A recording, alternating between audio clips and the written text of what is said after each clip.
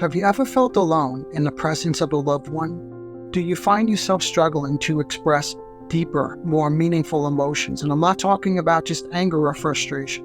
Picture this scenario. A woman gets upset with a loved one and calls him selfish. You could fill in the blank here. He stayed out late. He was with his friends. He was watching the game. Anything that indicates that he did not take her into consideration. Rather than expressing deeper or more complicated feelings of being hurt or feeling neglected, she labels him in an impulsive way and calls him selfish. The partner, struggling with his own narcissistic tendencies, counterattacks, does not have empathy for her, and this escalates into a conflict. Through guidance, he slowly begins to recognize that his behavior had a hurtful impact on her.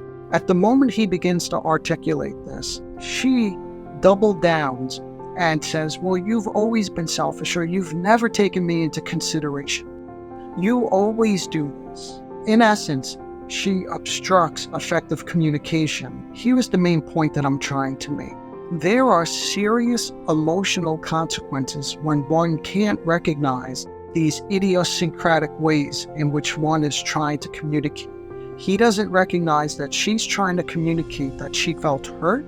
And then when he begins to recognize her feelings based on his own behavior, she does not recognize that, doubles down, and attacks him.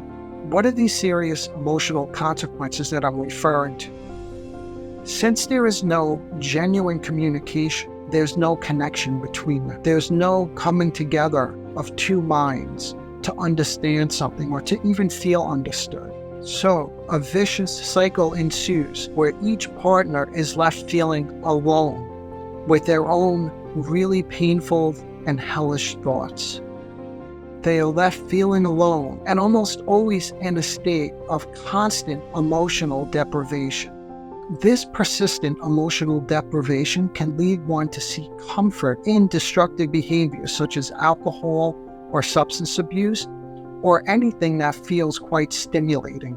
In essence, without genuine communication where two people feel connected, this emotional deprivation continues. In a way, it turns into a vicious cycle that remains unchanged unless something can break this pattern.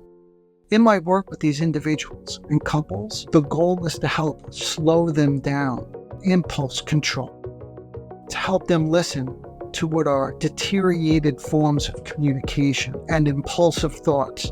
You're lazy, you're selfish, you're angry. These are all just thoughts. None of this involves thinking.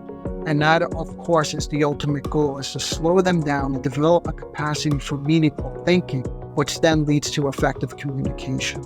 So what I'm saying is thinking plus attention leads to a fulfilling experience. This fulfilling experience cannot be overstimulating and overwhelming, because when it's fulfilling, it lends itself to storage. Storage is remembering and taking in a positive experience.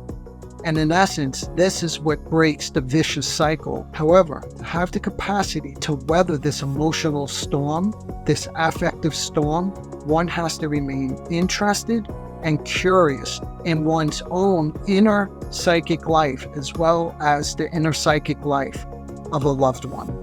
If you'd like to learn more about these narcissistic dynamics, please subscribe to this channel so you don't miss any upcoming videos.